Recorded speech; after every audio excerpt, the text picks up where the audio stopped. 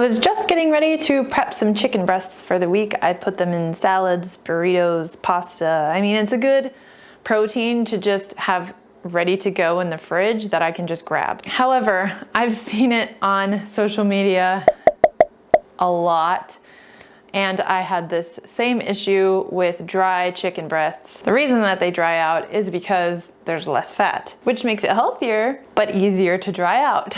The issue that I personally always had in the past was that the outside of my chicken would be really cooked and well done, but the inside wouldn't be done yet. So I'd leave it cooking because the inside's not done yet. But then by the time the inside is done, the outside is overcooked and the whole thing's dried out. I'm sure that there are a number of solutions to this. There's probably a million ways that you can cook your chicken that it's going to come out nice and juicy. But since I was getting ready to prep some for this week, I figured I'd share with you guys how I do it now to keep it juicy and delicious, but also cooked all the way. And it's really quick and easy. So that's a bonus. Hope this helps. Let's go. Now, I like to wear gloves when I do this, or deal with raw meat in general, just because it makes it easier to clean up afterwards. So what you're gonna need is, I use some plastic wrap just to keep everything a little bit more clean and to contain the chicken goo.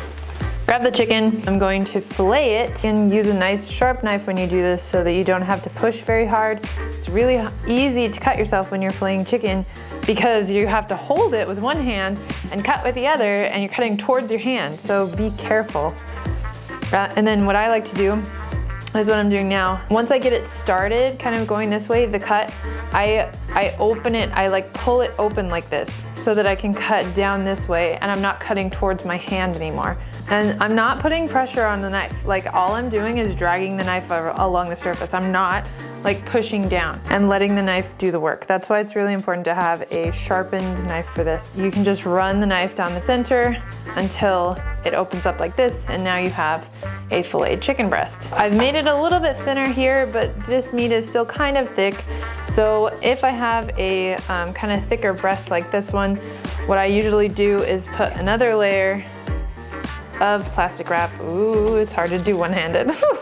And then I take my rolling pin and I beat it flat.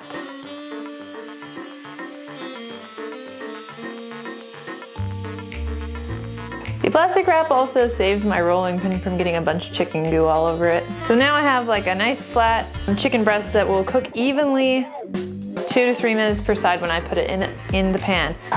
So now that we have prepared our chicken, we're going to cook in a skillet. And I just heat it over medium, high heat, and add some oil. Add the chicken as flat as I can get it in the pan. And I usually stir it around a little bit to make sure that it's not sticking to the pan right away and that the oil is distributed. And then I'm just gonna let it cook on each side for 2 to 3 minutes. The first side is super easy to tell when it's done because the sides will be really, like, they'll start getting white. And when you flip it over, it'll be nice and browned on that side. The other side is a little bit harder to tell because since it's already cooked on that side, there's not really like a visual indicator, which is usually what I really like to give you guys is like sensory indicators. You'll see this, or you'll hear that, or smell it this way. Using a time like 2 to 3 minutes, it can vary based on exactly what temperature your skillet is at, or which oil you're using, or which pan you have, like the temperature in your kitchen. I mean, there's so many variables, the thickness of your meat, stuff like that. So being able to tell based on what you see and what you hear and what you smell and what it feels like when you're cooking, just as a general rule, is a way better skill to have in my experience. So I really try my best to give you guys those like visual indicators or like sensory indicators, which I hope is helpful. Here you're looking for the chicken will start turning white up the sides first. And I can see it right now, like kind of on the bottom, it's starting to turn white. And then I'll know it's around time to flip it when it's coming up the sides. Also, don't forget to salt your chicken.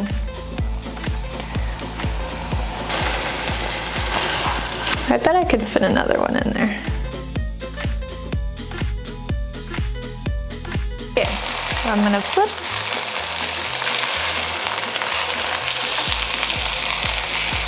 When it's nice and golden brown on that side how you like it and it's been cooked through all the way, if you want to make sure, there are a couple ways that you can do that.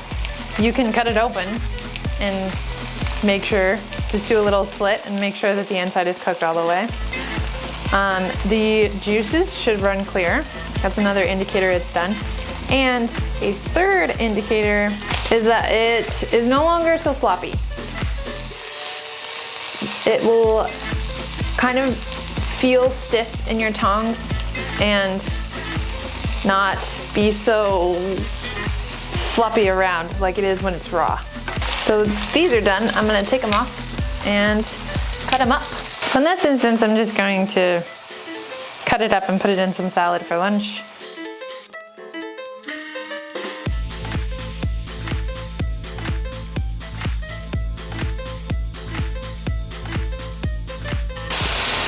That's it.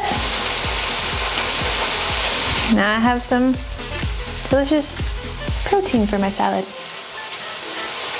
And it's not dried out. I discovered this way of cooking my chicken breast and it's worked out really well for me so far. It's easy and quick and doesn't dry out my chicken breast. So I hope it works for you too. If you like this video or you learned something, give it a like. If you'd like to learn more, subscribe to my channel. Thank you for watching and I'll see you next time. Bye.